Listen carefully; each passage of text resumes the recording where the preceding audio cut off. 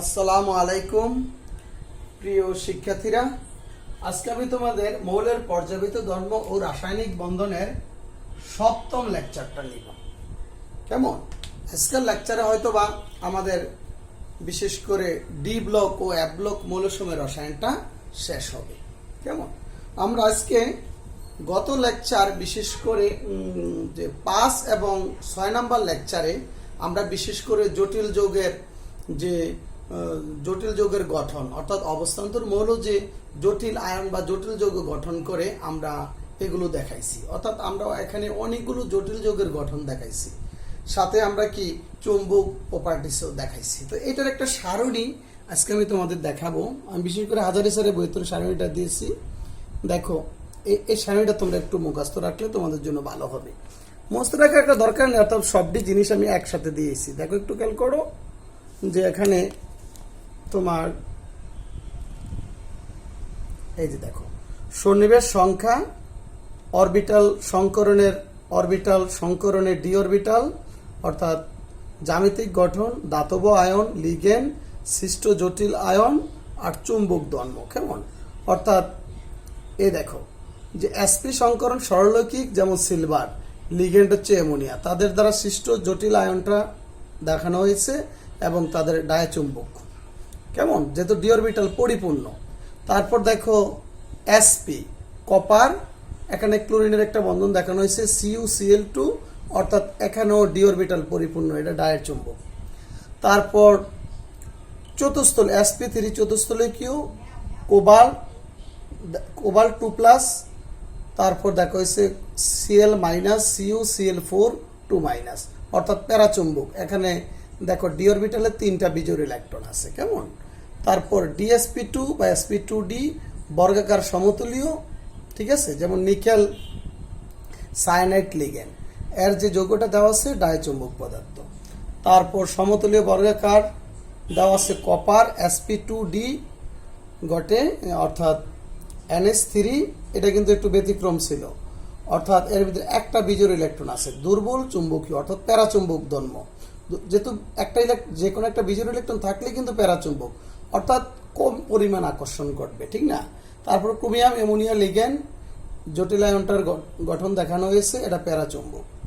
তারপর অষ্টতলীয়কে Fe2+ cyanide, এটা ডায়াচুম্বক। তারপর দেখো অষ্টতলীয়কে Fe2+ সায়ানাইড, এটা দুর্বল চুম্বকীয়, কারণ এর ভিতরে একটা মাত্র বিজোড় ইলেকট্রন আছে, অর্থাৎ ডায়াচুম্বক পদার্থ। অষ্টতলীয়কে Fe3F-, এটা হচ্ছে দেখো, এটা কিন্তু চুম্বক ক্ষেত্র দ্বারা বেশি আকর্ষণ ঘটবে। কেমন? আচ্ছা, এটাও প্যারাচুম্বক পদার্থ। ডি অরবিটালে 3টি বা বিজোড় ইলেকট্রন রয়েছে। কেমন? অর্থাৎ এখানে 5টি বিজোড় ইলেকট্রন রয়েছে, অর্থাৎ প্যারাচুম্বক পদার্থ। তো যাই হোক, আমরা সারণীটা একটু দেখে নিলাম। তাহলে আজকে আমি লেকচারে চলে যাব, সেটা হচ্ছে অবস্থান্তর মৌলের রঙিন যৌগ গঠন।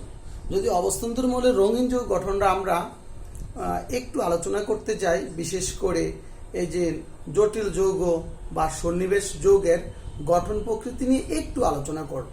সেটা তোমাদের মুখস্থ রাখার কোনো দরকার নাই, জাস্ট জানার জন্য। আমি এই লেকচারে প্রথমে যে কথাগুলো বলবো জাস্ট তোমাদের একটু জানার জন্য, যাতে আমরা অবস্থান্তর মৌল যে রঙিন যৌগ গঠন করে এর কারণটা আমরা ভালো করে একটু বুঝতে পারি। দেখো, সন্নিবেশ বা জটিল যৌগ গঠনে 3টি মতবাদ রয়েছে: যোজনী বন্ধন তত্ত্ব, electrostatic CFT, electrostatic crystal field তত্ত্ব। যেমন আমি সংক্ষেপে লিখছি ইলেকট্রোস্ট্যাটিক ক্রিস্টাল ফিল তত্ত্ব, আরেকটি হচ্ছে আণবিক অরবিটাল তত্ত্ব। এখানে আণবিক অরবিটাল তত্ত্ব সম্পর্কে কোনো আলোচনা করাই দরকার নাই, সেটা শুধু যৌগের বন্ধন প্রকৃতি সম্পর্কে এই আণবিক অরবিটাল তত্ত্ব ব্যবহৃত হয়, যেটা তোমাদের উচ্চ শ্রেণীতে পড়ে ভালো করে জানতে পারবা। তাহলে আমরা যে ইতিমধ্যে জটিল যৌগের গঠন পড়ছি, এটা মূলত যোজনী বন্ধন তত্ত্ব, অর্থাৎ ব্যালেন্স বন্ড থিওরি। কেমন? এটার সাহায্যে আমরা সাধারণত কি করেছি, অর্থাৎ কেন্দ্রীয় পরমাণু বা তাদের আয়নের, অবস্থান্তর মৌল বা তাদের আয়নের এই ফাঁকা অরবিটালের সাথে লিগ্যান্ডের যে বন্ধনটা হয়েছিল, এটা সাধারণত এই ক্ষেত্রে এই বন্ধনটা একটা সমযোজী বন্ধন হিসেবে কল্পনা করা হয়। কেমন? তাহলে এই বন্ধন বিশেষ করে তোমার যোজনী বন্ধন তত্ত্বের সাহায্যে আমরা বিশেষ করে চৌম্বক ধর্ম, তাদের গতিবিদ্যা, কেমন, অর্থাৎ বিভিন্ন ধরনের ভৌত রাসায়নিক ধর্মগুলি সম্বন্ধে জানা যায়। কেমন কিন্তু এই যোজনী বন্ধন তথ্য দ্বারা যে যৌগের শোষণ বর্ণালী, অর্থাৎ এই অবস্থান্তর মৌল যে রঙিন যৌগ গঠন করে, এর বর্ণের কোনো ধারণা, বর্ণ সৃষ্টির কোনো ধারণা এই যোজনী বন্ধন তত্ত্বের সাহায্যে কিন্তু দিতে পারেনি। তো যার কারণে আরেকটা তথ্য, সেটা হচ্ছে ইলেকট্রোস্ট্যাটিক অর্থাৎ সিএফটি তত্ত্ব। অর্থাৎ এই তথ্যে বিশেষ করে এই যে কেন্দ্রীয় ধাতব আয়নের সাথে লিগ্যান্ডের যে সমযোজী বন্ধন বা সন্নিবেশ বন্ধন রয়েছে, এটা স্বীকার করে না এই তত্ত্বের সাহায্যে। এই তত্ত্বে বলা হয়েছে যে কেন্দ্রীয় পরমাণু, অর্থাৎ কেন্দ্রীয় পরমাণুর সাথে লিগ্যান্ডের এক ধরনের স্টেটোস্ট্যাটিক অর্থাৎ আয়নিক বন্ধন রয়েছে। এই মতবাদে বলা হয়েছে যে এদের মধ্যে কোনো ধরনের সমযোজী বন্ধন নাই, এই তথ্যে বলা হয়েছে। কেমন, তো যাই হোক, এই তথ্যে ব্যাপক ত্রুটি দেখা দেওয়ার পরে অনেক ত্রুটি, অর্থাৎ অনেক যে বিশেষ করে এই জটিল যৌগের অনেক গঠন সম্পর্কে এই তথ্যে ভালো করে ব্যাখ্যা দিতে পারেনি। তো যাই হোক, এই তথ্যটাকে একটু পরিবর্তন করে পরবর্তীতে নাম দেওয়া হলো এটাকে ক্রিস্টাল ফিল থিওরি অর্থাৎ সিএফটি তত্ত্ব। কেমন, আমরা যদি বলি সিএফটি অর্থাৎ ক্রিস্টাল ফিল থিওরি অর্থাৎ ইলেকট্রোস্ট্যাটিক ক্রিস্টাল ফিল তথ্যকে সংশোধন করে নাম দেওয়া হলো কি সিএফটি। অর্থাৎ এই ক্ষেত্রে এই সিএফটিটা কি, অর্থাৎ এই ক্ষেত্রে বিশেষ করে অবস্থান্তর ধাতু বা তাদের আয়নের ডি অরবিটালের সহিত ধাতু পরিবেষ্টিত লিগেন্ড সমূহের পারস্পরিক ক্রিয়ার ফলে সিএফটি প্রভাবের সৃষ্টি হয়। অর্থাৎ ব্যাপারটা হচ্ছে কি, তোমরা দেখছো কেন্দ্রে কিন্তু আমরা যে জটিল যৌগের গঠন দেখেছি, কেন্দ্রে থাকে অবস্থান্তর ধাতু বা তার আয়ন, আর তার চারিদিকে যে লিগেন্ড পরিবেষ্টন করে থাকে, এর ফলে এই লিগেন্ডের সাথে আর ডি অরবিটালের মধ্যে এক ধরনের পারস্পরিক ক্রিয়ার সৃষ্টি হয়, একটা ক্রিয়ার সৃষ্টি হয়। এর ফলে যে সাধারণত অবস্থান্তর ধাতু বা তাদের আয়নের 5টি ডি অরবিটাল 2টি শক্তি স্তরে বিভক্ত হয়ে যায়। অর্থাৎ একটা ঊর্ধ্বমুখী শক্তি স্তর, একটা নিম্নমুখী শক্তি স্তর, 2টি শক্তি স্তরে বিভক্ত হয়ে যায়। সেটাই হচ্ছে ক্রিস্টাল ফিল তথ্য। সেটাই হচ্ছে কি ক্রিস্টাল ফিল তথ্য। তাহলে এক কথায় লিগেন্ডের প্রভাবে অবস্থান্তর পরমাণু বা তাদের আয়নের মধ্যে এক ধরনের কি হয়, পারস্পরিক আর ক্রিয়ার ফলে ডি অরবিটালগুলোর যে বিভক্তিকরণ ঘটে, এটাই ক্রিস্টাল ফিল তথ্য। কেমন, অর্থাৎ এটাই ক্রিস্টাল ফিল থিওরি নামে পরিচিত। তাহলে আমরা কিভাবে এই বিভক্তিকরণটা ঘটে আমরা একটু ভালো করে দেখতে চেষ্টা করব। কেমন, আচ্ছা, তোমাদের জাস্ট এটা জানার জন্য আমি কিন্তু এখনো আসল মেন কথায় আসি নাই, যে অবস্থান্তর মৌলের রঙিন যৌগ গঠন, এটা আমি আসবো, খুব মজা করে পড়াবো এটা। তাহলে আমরা একটু আসি সাধারণত এই যে কোনো একটা জটিল আয়নের গঠনে, অর্থাৎ যদি কেন্দ্রে মেটাল থাকে, আমি যদি 6 লিগেন্ড বিশিষ্ট যে কোনো একটা ইয়ার কথা বলি, ধরো আমি আয়রনের একটা যৌগই দেখাই, ধরো কেন্দ্রে কি আছে, সাধারণত এই যে ডি অরবিটাল গুলো 2টি শক্তি স্তরে বিভক্ত হয়। কেমন, আচ্ছা, আমরা ডি অরবিটালের আকৃতিগুলো একটু দেখি। আমরা যদি ডি অরবিটালের সাধারণত এই যে 3টা D x Y, D Y Z, G Z x, এরা কিন্তু অক্ষের মাঝ বরাবর থাকে। ঠিক আছে, অর্থাৎ এই তাদের লোবগুলো অক্ষের মাঝ বরাবর থাকে, আর লাস্টের যে 2টা অরবিটাল, তাদের এই ডাম্বেলগুলো বা লোবগুলো অক্ষের মাঝ বরাবর থাকে। ঠিক আছে, অর্থাৎ এটাকে বলা হয় অ্যালং দা অ্যাক্সিস অর্থাৎ অক্ষ বরাবর। কেমন, অক্ষ বরাবর। আর এটাকে বলা হয় বিটুইন দা অ্যাক্সিস অর্থাৎ অক্ষের মাঝ বরাবর তাদের ডাম্বেলগুলো বা তাদের লোবগুলো অবস্থান করে। তো যখন যে কোনো একটা জটিল, ধরো সাধারণত এই ডি লিগেন্ডগুলো যখন ডি অরবিটালের দিকে অগ্রসর হয়, অর্থাৎ কেন্দ্রীয় ধাতুর আয়নের দিকে ডি অরবিটালগুলো কিন্তু পরিবেষ্টন করে রাখে। যখন এই ডি অরবিটালগুলো কাছাকাছি আসে, তখন দেখো এটা কিন্তু একটা বিভক্তিকরণ, আর অর্থাৎ d x y, y z আর জেড এক্স, এটাকে বলা হয় T2G, যে 2টা অংশে বিভক্ত হয়, আর এটাকে বলা হয় ইজি, অর্থাৎ এটা হচ্ছে নিম্ন শক্তি স্তর, এটা উচ্চ শক্তি স্তরে, 2টা শক্তি স্তরে বিভক্ত হয়ে যায়। কিভাবে বিভক্ত হয় ব্যাপারটা একটু দেখো। ধরো আমি যদি তিনটা অক্ষ চিন্তা করি, একটু খেয়াল করো, এই যে ধরো, আচ্ছা আমি আর একটু ভালো করে দেখাতে চেষ্টা করি জিনিসটা। আচ্ছা ধরো এটা হচ্ছে ওয়াই অক্ষ, এটা হচ্ছে এক্স অক্ষ, আর আরেকটা আমি অক্ষ দিলাম জেড অক্ষ। ধরো 6 লিগেন্ড বিশিষ্ট একটা জটিল যৌগের যদি তুমি কল্পনা করো, তখন কি হয়? তুমি কিন্তু দেখেছো এটা এরকম, এই যে এরকম। তাহলে এখানে ধরো এটাকে ধরলা তুমি, একটু ভালো করে হয় না জিনিসটা, হচ্ছে তুমি একটু বুঝে নিও। এটা এক্স, এটা ওয়াই, ধরো এটা জেড, এই তিনটা অক্ষ। তো এই তিনটা অক্ষ বরাবর কিন্তু এটা হচ্ছে কি একটা অষ্টতলকের, যাদের অষ্টতলক বিশিষ্ট কেমন একটা জটিল আয়নের গঠন। তো যখন এই লিগেন্ডগুলো তাদের দিকে অগ্রসর হয়, ধরো এখানে হচ্ছে কেন্দ্রীয় একটা ধাতব, যে কোনো একটা কেন্দ্রীয় ধাতব আয়ন থাকবে, ধরো M2+ বললাম বা Mn+ ধরলাম। যখন লিগেন্ডগুলো তাদের এক্স ওয়াই এবং জেড অক্ষ বরাবর আসে, তখন এই যে দুইটা অক্ষ, এরা কিন্তু অক্ষ বরাবর, তখন এই অক্ষের সাথে লিগেন্ডের কি বেশি একটা বিকর্ষণ ঘটে, অর্থাৎ এগুলো তো অক্ষ বরাবর আসে, আর লিগেন্ডগুলো কি তাদের অক্ষ বরাবর আসে। তো অক্ষ বরাবর আসলে কি হয়? তাদের মধ্যে একটা বিকর্ষণ হয়। তো এই দুইটা, অর্থাৎ এই যে dx² - y² dz², এই দুইটা অক্ষের সাথে বিকর্ষণটা বেশি হয়, তাই এদের শক্তিটা, যে 5টা ডি অরবিটাল আছে, এদের শক্তিটা কি বেশি হয়। আর এদের কিন্তু অক্ষের মাঝ বরাবর থাকে, এই অক্ষের মাঝ বরাবর থাকার কারণে তাদের মধ্যে কি বিকর্ষণটা কম হয়। এদের কিন্তু হেড টু হেড, অর্থাৎ মুখোমুখি তাদের মধ্যে একটা বিকর্ষণ হয়, যেহেতু তারা লিগেন্ডগুলো অক্ষ বরাবর আসে আর এই দুইটা অরবিটাল অক্ষ বরাবর থাকে। তখন দেখো আমি তোমাদের জিনিসটা একটু ভালো করে বুঝাতে চেষ্টা করি। সেটা হচ্ছে এই যে 5টা ডি অরবিটাল, আমি যদি এভাবে তোমাদের কল্পনা করি, ধরো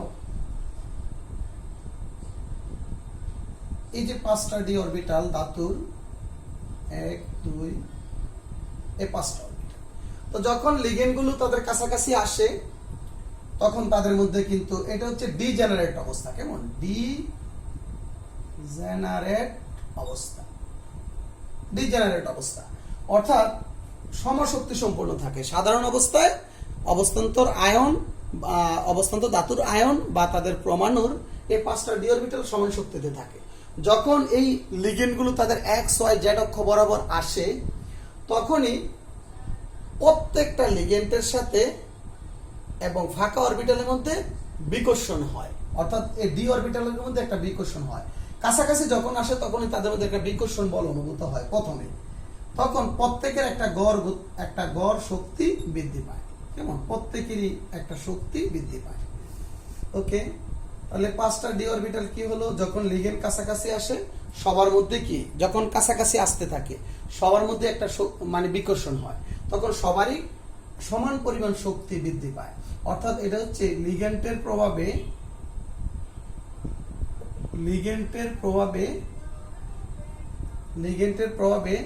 কি গড় স্থিতি শক্তি বৃদ্ধি। আর তুমি যদি এটাকে এদিকে যদি ধরো স্থিতি শক্তি, এদিকে যদি তুমি কল্পনা করো স্থিতি শক্তি, কেমন? তো যখন লিগেন্ডগুলো কাছাকাছি আসতে থাকে, তখন তাদের মধ্যে একটা গড় শক্তি বৃদ্ধি পায়। তারপর কি ঘটনা ঘটে দেখো একটু। এবার যখন লিগেন্ডগুলো একেবারে কাছাকাছি চলে আসে, বুঝতে, লিগেন্ডগুলো যখন কাছাকাছি চলে আসে, তখন তাদের মধ্যে এই 5টা ডি অরবিটাল, অর্থাৎ তারা যখন যৌগটা গঠন করে ফেলে, তখন এই লিগেন্ডের সাথে এই ফাঁকা অরবিটালের কি হয়, এই অরবিটালগুলোর একটা বিকর্ষণ হয়, কেমন? আচ্ছা, এই বিকর্ষণের কারণে এই তারা দুইটা শক্তি স্তরে বিভক্ত হয়ে যায়, কেমন? এই যে একটু খেয়াল করো ভালো করে, এই যে অর্থাৎ দুইটা শক্তি স্তরে। তাহলে আমরা তোমাদের বলছিলাম যেটি অক্ষ বরাবর যে দুটি অরবিটাল থাকে, এই দুটি অরবিটাল হচ্ছে কি ডি x² - y², আর হচ্ছে কি ডি z², আর এগুলো হচ্ছে কি D xy D yz D zx। এদের শক্তি কিন্তু কম থাকে, বুঝতে পারছো ব্যাপারটা? আচ্ছা, এই যে দুইটা শক্তি স্তরে বিভক্ত হলো, এই দুইটা শক্তির পার্থক্য হচ্ছে ড্যালি। এই ড্যালি হচ্ছে তোমার সিএফটি মানে ক্রিস্টাল ফিল বিভক্তিকরণ, বিভক্তিকরণ শক্তি। কেমন? বিভক্তিকরণ শক্তি। তাহলে ড্যালি হচ্ছে সিএফটি। আমার কোনো কোনো বই এটা ড্যাল নট দ্বারাও প্রকাশ করছে, যাই হোক অসুবিধা নাই। ড্যালি মানে সিএফ মানে ক্রিস্টাল ফিল বিভক্তিকরণ শক্তি। ওকে, এবার এই যে দুইটা শক্তি এটা নির্ভর করে লিগেন্ডের উপর। কেমন? আচ্ছা, আরেকটা জিনিস আমি বলিনি, এই ক্রিস্টাল ফিল তত্ত্বে কিন্তু সাধারণত এখানে ওই যে লিগেন্ডগুলো যে ফাঁকা অরবিটালগুলোকে ইলেকট্রন দিয়ে বন্ধন তৈরি করছে বিভিন্ন, এটা মূলত এখানে কোনো কাজে আসে না। এখানে জিনিসটা হচ্ছে তাদের ডি অরবিটালের সাথে আর লিগেন্ডের যে বিকর্ষণ, বুঝতে পারছো? অর্থাৎ ডি অরবিটালের সাথে লিগেন্ডের যে পারস্পরিক বিকর্ষণ, সে জিনিসটাকে এখানে উল্লেখ করা হয়েছে। অর্থাৎ এখানে যে লিগেন্ড ফাঁকা যে অরবিটালগুলো এস অরবিটাল পি অরবিটালগুলো যে ইলেকট্রন দিয়ে বন্ধন তৈরি করছে, এটা কিন্তু এই প্রভাবটা এখানে আসবে না। এখানে ক্রিস্টাল ফিল তত্ত্বে শুধু যে জিনিসটাকে উল্লেখ করা হয়েছে সেটা হচ্ছে এই ধাতুর ডি অরবিটালের সাথে লিগেন্ড যে যখন চতুর্দিকে পরিবেষ্টন করে রাখে, তখনই কিন্তু লিগেন্ডের সাথে আর কি এই ফাঁকা অরবিটালগুলোর সাথে অর্থাৎ এই ডি অরবিটালের সাথে যে পারস্পরিক ক্রিয়া, সেটা এখানে উল্লেখ করা হয়েছে। বুঝতে পারছো? আচ্ছা, তো এভাবে এখন আসো, যদি আমি যে কোনো একটা ইয়ের কথা বলি, যে এই যে দুইটা সেপারেশন, কেমন? অর্থাৎ এটাকে বলা হয় T2G আর এটাকে বলা হয় ইজি। কেমন? ইজি। এই দুইটা শক্তি স্তরের নির্ভর করবে লিগ্যান্ডের উপর। যদি সবল লিগ্যান্ড হয়, আমরা যে বলছি CN, তারপর অ্যামোনিয়া, কার্বনে, এরা কিন্তু সবল লিগ্যান্ড। এই লিগ্যান্ডের ক্ষেত্রে যখন সবল লিগ্যান্ডগুলো আসবে, তখন সবল লিগ্যান্ডের সাথে সাধারণত যে সবল লিগ্যান্ডের সাথে এই ডি অরবিটালের সাথে বিকর্ষণটা বেশি হয়, কারণ সবল লিগ্যান্ডগুলো কেন্দ্রীয় ধাতব আয়নের খুব নিকটে চলে আসে। তো নিকটে আসলে তাদের মধ্যে বিভক্তি বেশি হয়, তখন কিন্তু তাদের শক্তির সেপারেশনটা কি হয়? বেশি হয়। আচ্ছা, আমি যদি জিনিসটা এভাবে দেখাতে চাই, ধরো এ হচ্ছে 5টা, একটু খেয়াল করো,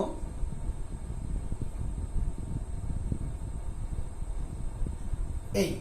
আচ্ছা, ধরো এখানে হচ্ছে 5টা ডি অরবিটাল, 1 2 3 4, ধরো 5। কেমন? আচ্ছা, যদি লিগেন্ডগুলো সবল হয়, তখন কিন্তু তাদের এই যে ড্যালির মানটা কি হবে? বেশি হবে, ড্যালির মান।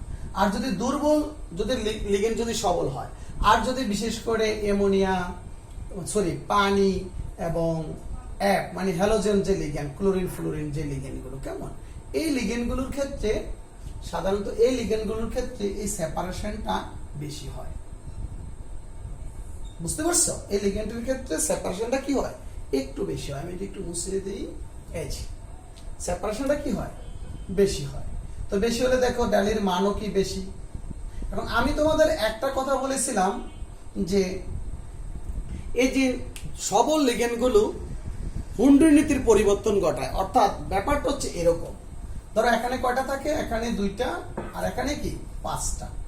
আচ্ছা, জিনিসটা মনে একটু ভালো হয় নাই, আমি আরেকটু ভালো করে দেখাই, একটু মুছিয়ে দেখাচ্ছি আমি তোমাদের। অর্থাৎ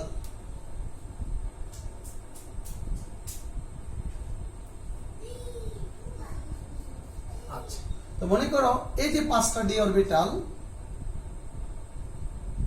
ধরো আমি 1 2 3 যে 5টা ডি অরবিটাল, কেমন? যদি সবল লিগ্যান্ড হয়, ধরো এই সেপারেশনটা হবে বেশি। অর্থাৎ এখানে যাবে 3টা, আর উপরে কয়টা? উপরে হচ্ছে 2টা।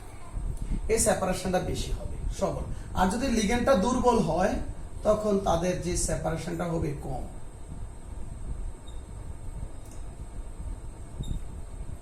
সেপারেশনটা কি হবে? এই যে কম হবে, তাদের শক্তির বিভক্তিকরণ শক্তিটা কি হবে? কম হবে। আচ্ছা, এই শক্তিটা হবে কম। এখন যদি দুর্বল লিগ্যান্ড হয়, ধরো আমি যদি Fe2+ এর কথা চিন্তা করি, তো তুমি জানো Fe2+ এ কিন্তু 6টা ইলেকট্রন থাকে, কেমন? 6টা ইলেকট্রন থাকে। যখন আমি দুর্বল সবল লিগ্যান্ড দিব, ধরো এর সাথে যখন সবল লিগ্যান্ডের জটিল আয়নটা গঠন হয় FeCN6, এই জটিল আয়নটা যখন গঠন হয়, তখন কিন্তু এই সেপারেশনটা অনেক বেশি হয়, অর্থাৎ লিগেন্ডগুলো কেন্দ্রীয় ধাতব আয়নের খুব নিকটে চলে আসে, সবল লিগেন্ডগুলো, ফলে তাদের এই বিভক্তিকরণটা বেশি হয়, অর্থাৎ বিভক্তিকরণ শক্তিটা কি হয়, বেশি হয়। তো বেশি হলে এই ইলেকট্রনগুলো কি করতে পারে না, শক্তি শোষণ করে তার উপরে শক্তি স্তরে তারা যাইতে পারে না, তখন তারা কি নিচের শক্তি স্তরে তারা জোরবদ্ধ অবস্থায় থাকে। এটাই কিন্তু আমরা তোমাদেরকে বুঝেছিলাম যে সবল লিগেন্ডগুলো হুন্ডের নীতির পরিবর্তন ঘটে, অর্থাৎ তারা চাপিয়ে দেয়।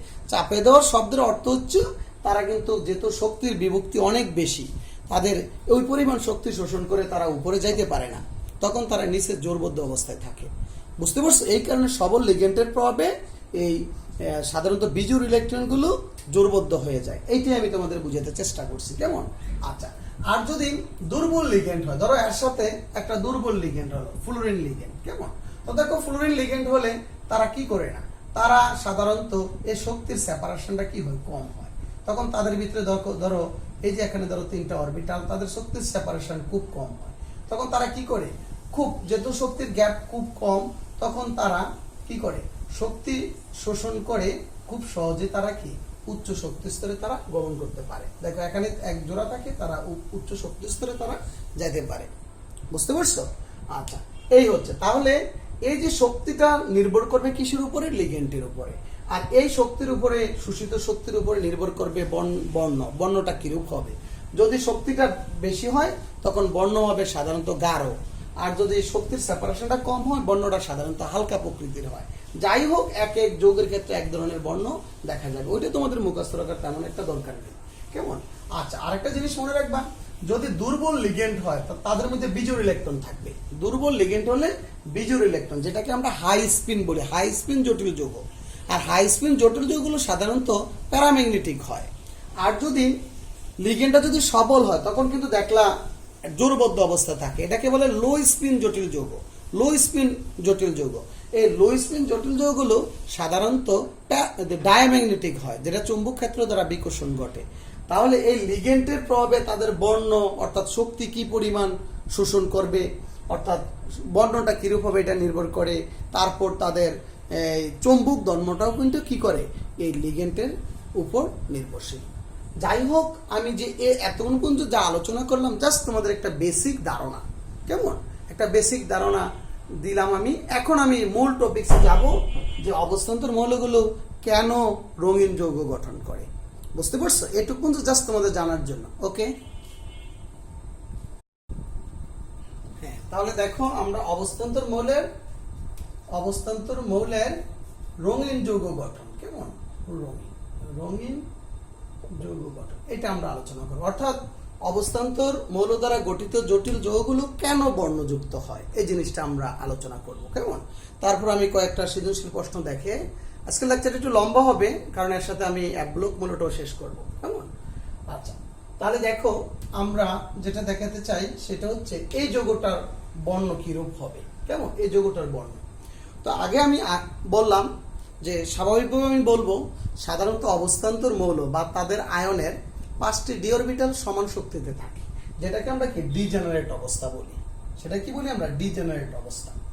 তারা সমান শক্তিতে থাকে, কিন্তু যখন এই কেন্দ্রীয় ধাতব আয়নের সাথে চতুর্দিকে লিগেন্ডগুলো, অর্থাৎ তাদের কেন্দ্রীয় যে ধাতব আয়ন, বিশেষ করে এর ডি অরবিটালের দিকে যখন লিগেন্ডগুলো চতুর্দিকে আসতে থাকে, তখনই কিন্তু যখন লিগেন্ডগুলো চতুর্দিক থেকে আসে, তখনই এই কেন্দ্রীয় ধাতব আয়নের যে ডি অরবিটালের সাথে কি হবে, তাদের একটা বিকর্ষণ হবে। তখন যখন কাছাকাছি আসতে থাকে তখন সবগুলো ডি অরবিটালগুলোই কিছু পরিমাণ শক্তি শোষণ করে সবাই। এটা কিন্তু ডিজেনারেট অবস্থা, তবে স্বাভাবিক থেকে একটু শক্তি বেশি, অর্থাৎ লিগেন্ডের প্রভাবে গড় স্থিতিশক্তি বৃদ্ধি। আমি এদিকে এই অক্ষে আমি স্থিতিশক্তি প্লট করলাম, কেমন? অর্থাৎ লিগেন্ডের প্রভাবে গড় স্থিতিশক্তি কিছুটা বৃদ্ধি পাবে। আর তুমি যদি এই স্টেপটা নাও দাও তারপর কিন্তু হবে অসুবিধা। এটা হলো ডিজেনারেট অবস্থা। কোনো বইয়ে কি এই দুইটা অবস্থায় দেখাইছে, আবার ম্যাক্সিমাম বই এখন এটাই দেখাইছে। তো তুমি চেষ্টা করবে এটাই। আমার লেকচার শিটে 2টা পার্ট দেখাইছি, তুমি ইচ্ছা করে এটা একটু অ্যাড করে নিতে পারো, তাহলে লেকচারটা কিন্তু আরো উত্তরটা আরো স্ট্যান্ডার্ড হবে। তো যাই হোক, তো লিগেন্ডের যখন কেন্দ্রীয় ধাতব আয়নের ফাঁকা অরবিটালের সাথে চতুর্দিকে লিগেন্ডগুলো আসতে থাকে, তখন প্রথমে কি করে, সবারই একটা কি হয়, শক্তি বৃদ্ধি পায়। কিন্তু যখন লিগেন্ডগুলো খুবই কাছাকাছি চলে আসে, অর্থাৎ কেন্দ্রীয় ধাতব আয়নের সাথে কাছাকাছি চলে আসে একটা শেপ গঠন করে। তোমরা জানো এখানে অষ্টতলীয় গঠন, চতুস্থলীয় গঠন, তারপর ত্রিকোণাকার দ্বিপিরামিডীয় গঠন। যখন একটা জ্যামিতিক গঠন হয়ে যাবে, অর্থাৎ যখন যৌগটার একটা জ্যামিতিক শেপ তৈরি হবে লিগেন্ডগুলো একেবারে কাছাকাছি আসার ফলে, তখনই এই এখানে কিন্তু আমি আগেই বলছি এই ডি অরবিটালের তিনটা থাকে, প্রথম যে তিনটা কেমন d x Y, D Y z, d z x, এরা কিন্তু মাঝ বরাবর থাকে অক্ষয় লোবগুলো। আর ডি এক্স স্কোয়ার আর d y x square minus square আর ডি জেড স্কোয়ার, এদের কিন্তু অক্ষ বরাবর থাকে। তখন যখন লিগেন্ডগুলো অক্ষ বরাবর আসে তখন তাদের মধ্যে একটা বিকর্ষণ বলটা বেশি হয়, তখন তাদের শক্তিটা বেশি বৃদ্ধি পায়, যেটাকে বলা হয় ইজি। আর নিচের যাদের শক্তিটা কম হয়, যাদের মাঝ বরাবর অরবিটাল গুলো থাকে অর্থাৎ লুপ গুলো থাকে, তাদের শক্তি কম বৃদ্ধি পায়। তারা থাকে কি, তারা ওই লিগেন্ডের গড় গতি শক্তির চেয়ে তারা কি হয়, তাদের শক্তিটা কিছুটা কমে যায়। আচ্ছা, যাই হোক, এই অবস্থায় থাকে কেমন। আচ্ছা, তো যখন যদি কোনো, যেহেতু এখানে সবল লিগেন্ড দেওয়া হয়েছে, যখন সবল লিগেন্ড দেওয়া হয়েছে, তো সবল লিগেন্ডের প্রভাবে আমি একটু আগে ব্যাখ্যা করছি যে ইলেকট্রনগুলো কি জোড়বদ্ধ হয়ে যায় কেমন। আচ্ছা, তো যাই হোক, এটা হচ্ছে স্বাভাবিক অবস্থা যখন লিগেন্ডগুলো কাছাকাছি আসতে থাকে এই অবস্থা। যখন এটা হচ্ছে জটিল আয়ন অবস্থা, এটা কোন অবস্থা, জটিল আয়ন অবস্থা। তো এই অবস্থায় এই যে তাদের ডিজেনারেট অর্থাৎ তাদের সমশক্তি সম্পন্ন অরবিটাল গুলো দুটি শক্তি স্তরে বিভক্ত হয়, একটা নিম্নমুখী আর একটা কি ঊর্ধ্বমুখী, দুটি শক্তি স্তরে বিভক্ত হয়। এই অবস্থায় যখন দৃশ্যমান অঞ্চলের আলো পড়ে, তখন এই ডি অরবিটাল গুলো কি করে, দৃশ্যমান অঞ্চল থেকে একটি নির্দিষ্ট বর্ণের আলো তারা শোষণ করে এবং তার সম্পূরক একটা বর্ণ আমাদের চোখে প্রতিফলিত হয়, ফলে আমরা কি দেখি, বর্ণ দেখি। একটা সহজ কথা এটা। অর্থাৎ যখন তাদের উপরে, অর্থাৎ এই ধরনের যৌগ বা তাদের দ্রবণের উপর যখন দৃশ্যমান অঞ্চলে আলো পড়ে, ডি অরবিটাল গুলো দৃশ্যমান অঞ্চল থেকে একটি নির্দিষ্ট বর্ণের আলো শোষণ করে তার সম্পূরক একটা বর্ণ প্রতিফলিত হয়, ফলে আমরা ওই বর্ণযুক্ত দেখি। এই কারণেই সাধারণত অবস্থান্তর মৌলের বা আয়নের তাদের জটিল যৌগগুলো বর্ণযুক্ত হয়। এখন কোন বর্ণটা দৃশ্যমান অঞ্চলে শোষণ করবে তা নির্ভর করবে এই দুটি শক্তি স্তরের পার্থক্যের কি শক্তির উপর নির্ভর করবে। তুমি জানো, আমরা জানি ড্যালি সমান সমান কি এস নিউ, ঠিক না? আবার নিউ সমান সমান সি বাই ল্যামডা, তাহলে আমরা এখান থেকে বলতে পারি ল্যামডা সমান সমান কি এস সি বাই ড্যালি। অর্থাৎ এখানে যে দুইটি শক্তি স্তরের নির্দিষ্ট যে শক্তিটা, এই শক্তিটা কিন্তু এখানে প্লট করে, এই শক্তিটা এখানে বসিয়ে এই দুইটার মান কিন্তু ধ্রুবক, আমরা একটা নির্দিষ্ট আলোর তরঙ্গ দৈর্ঘ্য পাবো। ধরো নির্দিষ্ট আলোর তরঙ্গ দৈর্ঘ্য পাইলাম আমি 400, ধরো 86, একটা কথার কথা এত ন্যানোমিটার। তাহলে এই ডি অরবিটাল গুলো কি করবে, দৃশ্যমান অঞ্চলের আলোর এই রঙের আলোটা, অর্থাৎ এত তরঙ্গ দৈর্ঘ্য 486 তরঙ্গ দৈর্ঘ্যের আলোটা তারা কি করবে, শোষণ করবে। আর বাদ বাকি আলোর, অর্থাৎ এই 486 আলোর যে বর্ণটা, ওই বর্ণটা কি করবে, শোষণ করে ফেলবে। আর বাদ বাকি বর্ণগুলো তারা কি সম্পর্ক, বাদ বাকি বর্ণগুলো মিলে একটা সম্পূরক কালার দেবে, সেই কালারটা কি আমরা পাবো, আমাদের চোখে প্রতিফলিত হবে, আমরা ওই বর্ণযুক্ত দেখব। বুঝতে পারছো? আচ্ছা, তাহলে এখন আমি এই, তোমরা কি বুঝতে পারছো? তাহলে আমরা এই কার উদাহরণ দিলাম, এখানে আমরা উদাহরণ দিলাম এই যৌগের। এখন যে কোনো যৌগ, আমি যদি এখানে দেখো, আমি যদি এই যৌগের কি ফ্লুরিন ব্যবহার করতাম, তাহলে কিন্তু এই শক্তির গ্যাপটা কি হতো, আরো কম হতো। কি এই শক্তির গ্যাপটা কি হবে, যেহেতু এটা দুর্বল লিগেন্ড, এর সেপারেশনটা কি কম হবে, তাহলে কিন্তু বর্ণেরও চেঞ্জ হবে। তাহলে এখানে কি হবে, বর্ণেরও চেঞ্জ হবে। তখন কিন্তু তারা কি হিসাবে থাকবে, তখন তারা কিন্তু এই যে বিজোড় হিসাবে এভাবে থাকবে, ঠিক না, এই যে এভাবে থাকবে, আর উপরে কিন্তু দুইটা থাকবে। ওকে, তখন এই অবস্থায় দৃশ্যমান অঞ্চল, এটা কিন্তু শক্তিটা কি হয়ে যাবে, কমে যাবে। আমি আর করলাম না, আর করে মুছিয়ে দেখালাম না, এই শক্তির গ্যাপটা কি হবে, এই ক্ষেত্রে আরো কম হবে। আচ্ছা, আমাকে যদি যে কোনো জটিল যৌগের কথা বলা, আচ্ছা যদি ক্রোমিয়াম NH3, কেমন এই যৌগের কথা বললো, কেমন এই যৌগটা, তো তুমি জানো এই যৌগের ক্রোমিয়ামের জারণ হচ্ছে 3+। আর ক্রোমিয়াম যখন দেখাবা, শুধু কি দেখাবা, ক্রোমিয়ামের ডি অরবিটালে কিন্তু দেখবা 3d অরবিটালে 3টা ইলেকট্রন আছে। তো সুতরাং এটা কি রকম হবে, বুঝতে পারছো? তাহলে এখানে এরকম হবে। ওকে, ক্রোমিয়ামের ক্ষেত্রে এরকম। তাহলে যে যৌগই আসুক, একই ব্যাখ্যা, একই সবকিছু, কেমন? যেমন আমি একটা উদাহরণ দিয়েছি, ধরো একটা দ্রবণ আছে, এই দ্রবণের ভিতরে 3টা বর্ণ, ধরো রেড, গ্রিন আর ব্লু। যখন এই লাইটটা আমরা এখান থেকে পাস করলাম, ঠিক আছে, ধরো এই গ্রিন যেটা জি এটা শোষণ করলো, তার তার অর্থাৎ জি এর সম্পূরক কালার কি হবে আর আর বি, অর্থাৎ এটা মিলে দ্রবণটা কি দেখা যাবে বেগুনি লাল। একইভাবে দৃশ্যমান অঞ্চলের যে আলোটা শোষণ করবে তার সম্পূরক একটা বর্ণ কি হবে, তার সম্পূরক বাদ বাকি কালারগুলো মিলে যে সম্পূরক কালার দেবে কি হবে, ওইটাই আমরা দেখতে পাবো। তাহলে আমি একটু আবার রিপিট করি। স্বাভাবিক অবস্থায় অবস্থান্তর মৌল বা তাদের আয়নের 5টি ডি অরবিটাল সমান শক্তিতে থাকে, যার কারণে তারা কিন্তু রঙিন যৌগ গঠন করতে পারে। এটার মূলত কারণ হচ্ছে এটা। তো এই 5টি ডি অরবিটাল সমান শক্তি থাকে, তাদেরকে ডিজেনারেট অবস্থা বলা হয়। যখন লিগেন্ডগুলো ধাতব আয়নের চতুর্দিকে আসতে থাকে অর্থাৎ নিকটবর্তী হয়, তখন ডি অরবিটালের সাথে লিগেন্ডগুলোর কি বিকর্ষণ হয়। এই বিকর্ষণের ফলে ডি অরবিটাল দুটি শক্তি স্তরে বিভক্ত হয়, অর্থাৎ একটা ঊর্ধ্বমুখী শক্তি স্তর, একটা নিম্নমুখী শক্তি স্তর। তুমি কিন্তু এটা না দিলেও কোনো সমস্যা নাই, শুধু এটা দিয়ে বলে দিতে পারো, কোনো সমস্যা নেই। দুটি শক্তি স্তরে বিভক্ত হয়, একটা ঊর্ধ্বমুখী একটা নিম্নমুখী শক্তি স্তরে বিভক্ত হয়। এই অবস্থায় এটাকে নন জেনারেট অবস্থা বলা হয়। ঠিক আছে, এই অবস্থায় যখন দৃশ্যমান অঞ্চলে আলো পড়ে তখন ডি অরবিটালগুলো দৃশ্যমান অঞ্চলের একটি নির্দিষ্ট বর্ণের আলো তারা শোষণ করে। ঠিক আছে, অর্থাৎ কোন আলোটা শোষণ করবে, এই দুটি শক্তির পার্থক্যের সাথে যেই শক্তিটার আলো সঙ্গতিপূর্ণ হবে ওই বর্ণটাই ডি অরবিটালগুলো শোষণ করবে। ডি অরবিটাল শোষণ করে ইলেকট্রনগুলো জাম্প করে কি উপরে শক্তি স্তরে যাবে। তো যে আলোটা শোষণ করবে তার সম্পূরক একটা বর্ণ আমাদের চোখে প্রতিফলিত হবে।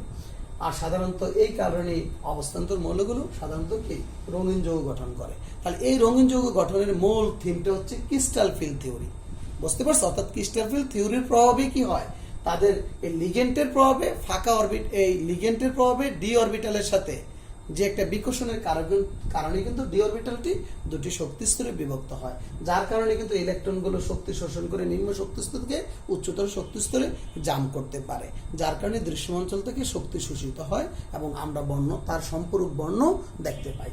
আচ্ছা, এখন আসো যদি কি স্ক্যান্ডিনিয়াম 3+ হয়, বুঝতে পারছো, বা জিঙ্ক 2+ হয় বা জিঙ্ক হয়। দেখো, আমি যদি জিঙ্কের এই যৌগটার কথা বলি, যেমন ZnNH3 4 এই যৌগটার কথা আমি বলি, তখন কি তুমি জানো এই যৌগে জিঙ্কের ডি অরবিটাল কিন্তু পূর্ণ থাকে। তো পূর্ণ থাকলে কি হবে যৌগের ক্ষেত্রে, এই যৌগের ক্ষেত্রে কি হবে, আমি যদি যৌগটাকে দেখাতে চাই তাহলে সব অরবিটাল তার কি পূর্ণ হবে। তাহলে এই অবস্থায় যখন দৃশ্যমান অঞ্চলে আলো পড়ে তখন দৃশ্যমান অঞ্চলে কোনো আলোই তারা শোষণ করতে পারবে না, ফলে যৌগটা বন্ডযুক্ত থাকবে। কারণ শক্তি শোষণ করে দিলে ইলেকট্রন জাম্প করে উপরে যাওয়ার কোনো জায়গা নেই, সুতরাং তারা দৃশ্যমান অঞ্চলে কোনো শক্তি শোষণ করবেই না। ঠিক আছে, তারা বন্ডযুক্ত হবে। একইভাবে যদি স্ক্যান্ডিনিয়ামের কথা বলি, স্ক্যান্ডিনিয়াম কিন্তু ডি অরবিটাল কি শূন্য থাকে, অর্থাৎ স্ক্যান্ডিনিয়ামের ক্ষেত্রে ডি অরবিটালে কোনো ইলেকট্রনই থাকবে না, থাকবে স্ক্যান্ডিনিয়ামের ক্ষেত্রে ডি অরবিটালে কোনো ইলেকট্রনই থাকবে না। সুতরাং এই অবস্থায় যদি দৃশ্যমান অঞ্চলে আলো দাও কোনো আলোই শোষিত হবে না, ফলে এর ফলে বর্ণযুক্ত দেখা যাবে। তাহলে এটা খুবই খুবই ইম্পর্টেন্ট যে অবস্থান্তর মৌল যে সাধারণত কি রঙিন যৌগ গঠন করে, অর্থাৎ অবস্থান্তর মৌলের জটিল যৌগগুলো বর্ণযুক্ত হয়। আমি তোমাদের কয়েকটা সৃজনশীল প্রশ্ন একটু এখান থেকে দেখাই, তোমরা একটু দেখো। যেমন এই একটা প্রশ্ন খুবই ইম্পর্টেন্ট, দেখো ANH3 সালফেট BH2O কেমন 4 সালফেট, অর্থাৎ এখানে এ ও বি এর যুযুত স্তরে ইলেকট্রনিক কাঠামো হচ্ছে N-1 D10 NS1 N-1 D10, অর্থাৎ দুইটারই তাদের যুযুত স্তরে ইলেকট্রন কাঠামো দেখানো হয়েছে। কেমন, এখানে N এর মান 4। যাই হোক, আমি বেশি কথা না বলে নেই, এখানে 1 নম্বর যৌগের এ যৌগটা হচ্ছে তোমার কি, এই যৌগটা হচ্ছে কপার আর বি যৌগটা হচ্ছে জিঙ্ক। এখন দেখো, আমি এখানে প্রশ্ন করছি লিগেন্ড কাকে বলে, অবস্থান্তর মৌল পরিবর্তনশীল জারণ অবস্থা প্রদর্শন করে কেন, যাক এটা অনুধাবনমূলক প্রশ্ন। উদ্দীপকের 1 নং যৌগটির জটিল আয়নের গঠন আলোচনা করবো, ইনশাল্লাহ আমরা পারবো। তারপর লিখছি 1 নং যৌগটি বর্ণযুক্ত হলে 2 নং যৌগটি কেন বর্ণযুক্ত নয়। তাহলে তুমি লিখবে 1 নং যৌগটির যে কেন্দ্রীয় মৌলটি, অর্থাৎ এটা যে আয়নটা আছে এই আয়নটা সাধারণত অবস্থান্তর মৌল, যেহেতু কপার 2+ আয়ন, এটা অবস্থান্তর মৌল, এই কারণে সে রঙিন যৌগ গঠন করে। আর বিয়েরটা কি বি জিঙ্ক 2+, সুতরাং এটা অবস্থান্তর মৌল না, এই কারণে সে বর্ণযুক্ত যৌগ গঠন করে না। কিন্তু তুমি এটা কিন্তু যে ইয়া দিয়ে ব্যাখ্যা দিতে হবে, কেমন, ক্রিস্টাল ফিল থিওরির সাহায্যে ব্যাখ্যা দিতে হবে। একটু আগে আমরা যেটা বলছি, কেমন, ওই ডিটেলস ব্যাখ্যা দিতে হবে, কেমন। ওকে, আমি জাস্ট অনুধাবনের জন্য ছোট করে বললাম, কেমন। আচ্ছা, তারপর আরেকটা প্রশ্ন দেখো আমি করেছি, যে আমার লেকচার শিটে কিন্তু দুইটা উদ্দীপক আছে, তোমরা দেখে নিতে পারো। আমার লেকচার শিটে একটা উদ্দীপক আমি দিয়েছি, দেখো এই যে এরকমই, যে একটা দিয়েছি ধরো দুইটা মৌলের যোজ্যতা স্তরের ইলেকট্রন কাঠামো দিয়েছি, কেমন। অর্থাৎ এখানে 1 নং এ মৌলের হচ্ছে আয়রন, বি মৌলের হচ্ছে জিঙ্ক। তো A2 এর সাথে সায়ানাইড লিগেন্ডের জটিল আয়নের গঠন দেখাও, অর্থাৎ Fe2+ এর সাথে সায়ানাইড লিগেন্ডের জটিল আয়ন, কেমন, বা জটিল আয়নের চুম্বক ধর্ম ব্যাখ্যা করতে বলতে পারে, জটিল আয়নের গঠন বা জটিল আয়নের চুম্বক মোমেন্ট বের করো ইত্যাদি দিতে পারে। আর উদ্দীপকের এ এবং বি এর মধ্যে কোনটি রঙিন যৌগ গঠন করে তার কারণ বিশ্লেষণ করো। তো আশা করি আমরা পারবো, একটু কিন্তু আমরা দেখাইছি, এই যে এটার আমার লেকচার শিটে কিন্তু চমৎকারভাবে গুছানো আছে, কেমন। তোমরা এটা আমার লেকচার শিটে যাদের কাছে আছে তারা একটু এই চেঞ্জটা একটু করে নিতে পারো, কেমন। এই যে আমার একটু ভুল ত্রুটি ছিল, এই ভুল ত্রুটির আমি একটু সংশোধন করেছি, কেমন। তোমরা এটা একটু দেখে নিতে পারো। ওকে, এই যে এই চিত্রটা দিতে চেষ্টা করবে এখন, কেমন। আচ্ছা, তাহলে আমরা মোটামুটি আমি আরেকটা উদ্দীপক করেছি, দেখো এই যে আরেকটা উদ্দীপক করেছিলাম, এই এটা দিয়ে একটা উদ্দীপক দেখো। এখানে আমি দিয়েছি সিলিশন কি, স্ক্যান্ডিয়াম জিঙ্ককে অবস্থান্তর মৌল বলা হয় না কেন, উদ্দীপকের X এর সাথে সায়ানাইডের সন্নিবেশ বন্ধনের ফলে সৃষ্ট জটিল আয়নের চৌম্বক মোমেন্ট ও চৌম্বক ধর্ম আলোচনা করো। তাহলে এখানে Xটা হচ্ছে দেখো নিকেল, ও যে Xটা হচ্ছে নিকেল 2+, কেমন, যেহেতু 24 নম্বর মৌলের বরাবর X আছে, কেমন। ওকে, তাহলে এই ধরনের সৃজনশীল প্রশ্ন আসলে আমরা পারবো। তাহলে অবস্থান্তর মৌলগুলো কেন রঙিন যৌগ গঠন করে, আমরা তার অবস্থান্তর মৌলের যে জটিল যৌগ বর্ণযুক্ত হয় তাহলে আমরা মোটামুটি বুঝতে পারলাম। তাহলে আমরা আজকে লেকচারের শুরুতে যে অংশটুকু আলোচনা করছি এগুলো কিন্তু একেবারে তোমাদের ইন্টারমিডিয়েট লেভেলের জন্য একেবারে প্রযোজ্য না, কেমন। আমরা জাস্ট শুধু ক্রিস্টাল ফিল থিওরিটা কি এটা আমরা বুঝলাম, শুধু কি ক্রিস্টাল ফিল থিওরি, যে লিগেন্ডের প্রভাবে যে অবস্থান ধাতু বা তাদের আয়নের যে ডি অরবিটালগুলোর যে বিভক্তিকরণ, ঠিক আছে, এইটাই হচ্ছে ক্রিস্টাল ফিল থিওরি। ওকে, তারপর আমরা তোমাদের এখান থেকে যেটা দেখাবো সেটা হচ্ছে অবস্থান্তর মৌল যে প্রভাবক হিসাবে ক্রিয়া করে, আর আমরা দেখাবো যে সাধারণত অ্যাপ ব্লক মৌল সময়ের রসায়ন।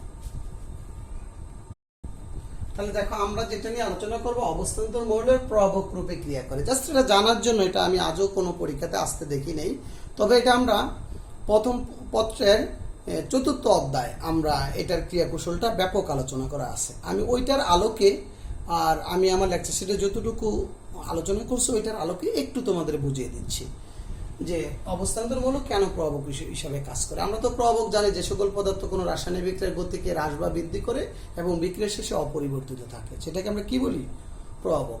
তো প্রভাবকের আধুনিক সংজ্ঞা অনুসারে যে প্রভাবক কি করে, অর্থাৎ বিক্রিয়কের সাথে তার একটা অস্থায়ী মাধ্যমিক যৌগ গঠন করে। ধরো এ এবং বি দুটি প্রভাবক, তারা কি করে, তাদের সাথে একটা মাধ্যমিক যৌগ তৈরি করে। এই মাধ্যমিক যৌগটা খুব দ্রুত বিজিত হয়ে, যেমন এটা সি যৌগ, ধর সি মানে একটা উৎপাদ তৈরি করে, আবার প্রভাবক কি হয়, প্রভাবকটা এখান থেকে মুক্ত হয়। এভাবে সাধারণত প্রভাবক কাজ করে, কেমন। আচ্ছা, তাহলে অবস্থান্তর মৌলগুলো কেন প্রভাবক হিসেবে কাজ করে, সাধারণত অবস্থান্তর মৌলগুলোর ফাঁকা ডি অরবিটাল আছে এবং তারা পরিবর্তনশীল জারণ অবস্থা প্রদর্শন করে থাকে। ফলে তারা কি করে, বিভিন্ন ধরনের বিক্রিয়ক অণু তাদের পৃষ্ঠতল আয়তন ব্যবহার করে তাদের কি অধিশোষণ ঘটে। এই অধিশোষণ যখন ঘটে তখন তাদের মধ্যে এক ধরনের মাধ্যমিক যৌগ তৈরি হয়, ফলে এই মাধ্যমিক যৌগটা সহজে বিয়োজিত হয়ে তাদের কি উৎপাদ তৈরি করে। অর্থাৎ যখন এখানে অধিশোষণ ঘটে এই বিক্রিয়কের মধ্যে তাদের বন্ধনটা দুর্বল হয়ে যায়, একটা পর্যায়ে বিক্রিয়কের বন্ধনটা খুব দ্রুত ভেঙে যায়, যার কারণে তারা খুব দ্রুত প্রোডাক্টটা তৈরি করতে পারে। যেমন আমি একটু দেখাইছি, দেখো নাইট্রোজেন প্লাস 3 অণু হাইড্রোজেন মিলে অ্যামোনিয়া তৈরি হয়। আর এই ধারণাটা হচ্ছে বিজ্ঞানী লেংমুরের ধারণা, ওইটা আমি একটু জাস্ট সংক্ষিপ্তভাবে দেখাচ্ছি, আমরা 4র্থ অধ্যায় ভালো করে দেখাবো বিষয়টা। তাহলে দেখো এই যে অ্যামোনিয়া শিল্প উৎপাদন, এখানে কিন্তু আয়রন ব্যবহার করা হয়েছে। এই আয়রন কিভাবে প্রভাবক হিসেবে কাজ করে এটা আমরা দেখাচ্ছি। যে দেখো এই আয়রনের অসংখ্য ফাঁকা অরবিটাল এবং তারা কিন্তু পরিবর্তনশীল জারণ অবস্থা প্রদর্শন করতে পারে। যাই হোক, তাদের এই পৃষ্ঠতলে তাদের যে পৃষ্ঠতল আয়তন আছে তাদের মধ্যে বিক্রিয়ক অণুগুলোর অধিশোষণ ঘটে। শুষলে কি হয়, তাদের মধ্যে দেখো হাইড্রোজেন হাইড্রোজেন বন্ধন ভাঙতে শুরু করে, বন্ধনটা দুর্বল হয়ে যায়, একটা পর্যায়ে তাদের কি বন্ধনটা ভেঙে যায়। বুঝতে পারছো? এরপরে খুব দ্রুত এই যখন বন্ধনটা ভেঙে যায় তারা পৃষ্ঠতল ত্যাগ করে, পরমাণু হিসাবে পৃষ্ঠতল ত্যাগ। এখন কিন্তু তারা ছিল অণু, এখন অণুটা ভেঙে তারা কি করে, পরমাণু হিসাবে এখান থেকে বের হয়ে যায়। পরে খুব দ্রুত তারা একটা নাইট্রোজেনের সাথে 3টা হাইড্রোজেন যুক্ত হয়ে খুব দ্রুত NH NH2 NH3 হিসাবে অ্যামোনিয়া পাওয়া যায়। বুঝতে পারছো? তাহলে এক কথায় তোমাকে কেউ যদি বলে অবস্থান্তর মৌলগুলো কেন প্রভাবক হিসেবে কাজ করে, অর্থাৎ অবস্থান্তর মৌলের ফাঁকা অরবিটাল এবং তাদের একাধিক জারণ অবস্থা থাকার কারণে বিক্রিয়ক অণুগুলো তাদের পৃষ্ঠতলে অধিশোষণ করতে পারে। বুঝতে পারছো? ফলে এক ধরনের মাধ্যমিক অস্থায়ী যৌগ তৈরি হয়। এই মাধ্যমিক অস্থায়ী যৌগটা খুব দ্রুত বিয়োজিত হয়ে উৎপাদ তৈরি করে। এটা হচ্ছে এই কেন এই প্রভাবক হিসাবে কাজ করে কেন অবস্থান্তর মৌলগুলো। আরেকটা জিনিস জানবা যে সাধারণত আমরা এই যে প্রভাবক, এদের প্রভাবক চূর্ণ ব্যবহার করা হয়। যদি প্রভাবক যত বেশি চূর্ণ করব তাদের প্রভাবকের পৃষ্ঠতল অর্থাৎ পৃষ্ঠতল আয়তন তত বৃদ্ধি পাবে। বুঝতে পারছো? প্রভাবক আয়তন বা প্রভাবকের পৃষ্ঠতল আয়তন তত বৃদ্ধি পাবে, ফলে বেশি সংখ্যক এই তোমার বিক্রিয়ক অণু ওখানে কি করতে পারবে, অধিশোষণ করতে পারবে, ফলে প্রোডাক্টও কি বেশি হবে। বুঝতে পারছো? এই কারণে অনেক সময় আসে যে প্রভাবক বিক্রিয়ায় কেন প্রভাবক চূর্ণ ব্যবহার করা হয়, অর্থাৎ চূর্ণ ব্যবহার করলে প্রভাবকের পৃষ্ঠতলটা বেড়ে যায়। ঠিক আছে? আর আমরা আজকে আরেক যেটা হচ্ছে ডি ব্লক এফ ব্লক মৌলের রসায়নটা আমি একটু দেখিয়ে আজকে লেকচারটা আমরা ক্লোজ করব। কেমন? তাহলে আমরা দেখবো এফ ব্লক মৌলের সময় রসায়ন। এফ ব্লক মৌল সমূহের রসায়ন। আসলে এফ ব্লক মৌল নিয়ে আমাদের ইন্টারমিডিয়েটে তেমন কোনো ধারণা নাই, কেমন তেমন কোনো বেশি একটা ডিটেলস নাই। এখানে আমাদের শুধু জানবো আমরা এফ ব্লক মৌল কি, অর্থাৎ কোন মৌলের সর্বশেষ ইলেকট্রনটা এফ এ প্রবেশ করলে এফ ব্লক মৌল। আর এফ ব্লক মৌলের সংখ্যা হচ্ছে কত, এফ ব্লক মৌলের সংখ্যা হচ্ছে 27টা। কেমন? আচ্ছা 27টা। আর এফ ব্লক মৌলের বিশেষ করে 4F ব্লকের মৌলগুলোকে ল্যান্থানাইট বলা হয়, ল্যান্থানাইট গ্রুপের মৌল বলা হয়। আর 5F ব্লক মৌলসমূহকে অ্যাক্টিনাইট বলা হয়। আর তাদের অবস্থান নিয়ে বিশেষ করে আমি গুণগত রসায়নের ব্যাপক আলোচনা করেছি। ঠিক আছে? সুতরাং এখানে আমি এগুলো নিয়ে আলোচনা করব না। আর এফ ব্লক মৌলকে কয়েকটা নামে পরিচিত, এদেরকে বিরল মৃত্তিকা মৌল নামে পরিচিত, অর্থাৎ মাটিতে খুব কম পরিমাণে পাওয়া যায়। বেশিরভাগ মৌলগুলোকে নিউক্লিয় বিক্রিয়ার মাধ্যমে তৈরি করা হয়। কেমন? আর এফ ব্লক মৌলের কিছু সাধারণ বৈশিষ্ট্য তোমরা দেখে নিও, যে বই পড়ো বই একটু দেখে নিও। আমি আমার লেকচার সেটি একটু উল্লেখ করছি। এরা বাড়ি ধাতু উচ্চ গলনক স্ফুটনাঙ্ক বিশিষ্ট হয়। এদের সবচেয়ে স্থায়ী জারণ মান হচ্ছে +3, একাধিক জারণ অবস্থা দেখায়। অ্যাক্টিনাইট শ্রেণীর বেশিরভাগ মৌল তেজস্ক্রিয় প্রদর্শন করে। এরা জটিল যৌগগুলো বর্ণযুক্ত হয়, কারণ এদেরও কিন্তু ফাঁকা এফ অরবিটাল থাকে। বুঝতে পারছো? এই কারণে তারা বর্ণযুক্ত হয়। এদেরও তোমার অন্ত অবস্থান্তর আরেকটা জিনিস আছে। যাই হোক, এদের ইলেকট্রোবিন্যাসের সাদৃশ্যতার কারণে এই ধরনের রাসায়নিক ধর্মবলী, একই ধরনের রাসায়নিক ধর্মবলী পরিলক্ষিত হয়। মনে রাখবে, ল্যান্থানাইট অ্যাক্টিনাইট মৌলের সংখ্যা হচ্ছে 30টি, কিন্তু এফ ব্লক মৌলের সংখ্যা হচ্ছে 27টি। কেমন? আর আরেকটা জিনিস এখান থেকে পরীক্ষাতে আসে যে অন্ত অবস্থান্তর মৌল কাকে বলে। কেমন? এই প্রশ্নটা প্রায় আসে, অন্ত অবস্থান্তর মৌল কাকে বলে। তো এটা একটু মনে রাখবা তোমরা, অন্ত অবস্থান্তর মৌল কাকে বলে। অন্ত অবস্থান্তর, কেমন? অবস্থান্তর মৌল কাকে বলে। কেমন? আরেকটা জিনিস আমরা পড়বো।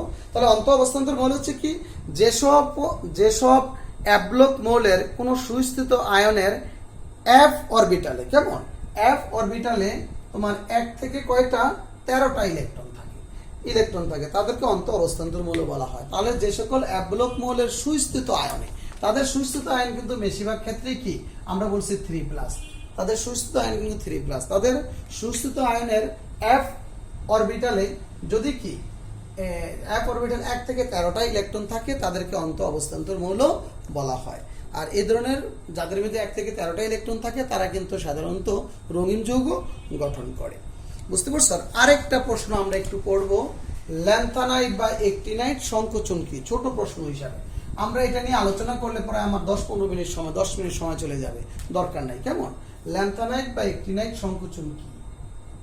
ল্যান্থানাইড, ল্যান্থানাইড ও বা ল্যান্থানাইড ও অ্যাক্টিনাইড, যে কোনো একটা পরীক্ষাতে আসবে। অ্যাক্টিনাইড সংকোচন কি? সংকোচন কি? ল্যান্থানাইড ও অ্যাক্টিনাইড সংকোচন কি? অর্থাৎ এখানে আমি অল্প কথা আলোচনা করলে ব্যাপক হবে, দরকার নাই। আমাদের ইন্টারমিডিয়েট লেভেলে এই অ্যাবলক মৌল নিয়ে তেমন কোনো কিছু না, যা বললাম এটুকু পড়লেই হবে। কেমন? যে পারমাণবিক সংখ্যা বৃদ্ধির সাথে সাথে ল্যান্থানাইড ও অ্যাক্টিনাইড সিরিজের মৌলগুলোর পারমাণবিক ব্যাসার্ধ হ্রাসের ঘটনাকে ল্যান্থানাইড ও অ্যাক্টিনাইড সংকোচন বলা হয়। আবার একটু বলি, পারমাণবিক সংখ্যার বৃদ্ধির সাথে সাথে ল্যান্থানাইড ও অ্যাক্টিনাইড সিরিজের মৌলগুলোর পারমাণবিক ব্যাসার্ধ হ্রাসের ঘটনাকে ল্যান্থানাইড ও অ্যাক্টিনাইড সংকোচন বলে। তো ঠিক আছে, আজকে মোটামুটি আমরা এই পর্যন্তই থাকুক। আমরা নেক্সট ক্লাসে আমরা পর্যায়বৃত্ত ধর্ম অর্থাৎ অষ্টম লেকচার থেকে আমরা পর্যায়বৃত্ত ধর্ম নিয়ে আলোচনা করব। তাহলে ভালো থাকো, আল্লাহ হাফেজ।